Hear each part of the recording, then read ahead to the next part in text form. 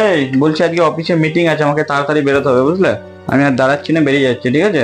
আর আমি এখন খাবো না, আমার লেট হয়ে যাচ্ছে, তো সেই জন্য তুমি আজকে আর খাবার দিতে হবে না, আমি বেরিয়ে গেলাম, ঠিক আছে? এই শোনো না, বলছি ঘরে একদম টাকা নেই। মা বলছিল কিছু বাজার করতে হবে, যদি কিছু টাকা দিয়ে যেতে। সব সময় টাকা টাকা টাকা, তোমার কাছে এত টাকা তুমি কি করো কি? হ্যাঁ, সব সময় টাকা টাকা করো। এখন পাচ্ছি না, আমি এখন বেরিয়ে যাচ্ছি, আমার তাড়া আছে। শোনো, আমার কাছে টাকাই সবকিছু না, আমার কাছে তুমিই সবকিছু। আমারই হয়তো কোনো ভুল হচ্ছে।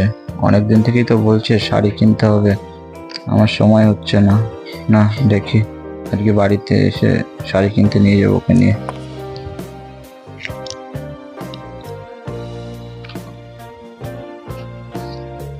কেন, আমার কাছে এই টাকা আছে, এটা রাখো, বাজার করো। আর আজকে আমি তাড়াতাড়ি বাড়ি চলে আসবো অফিস থেকে, তোমার যে শাড়িটা কেনার আছে না, আমি এসে কিনে দেবো, ঠিক আছে? আমি এখন আসছি তাহলে। শোনো, আমার কাছে না শাড়িটা বড় কথা না, তুমি আমাকে বোঝো, এটাই সব থেকে বড় কথা।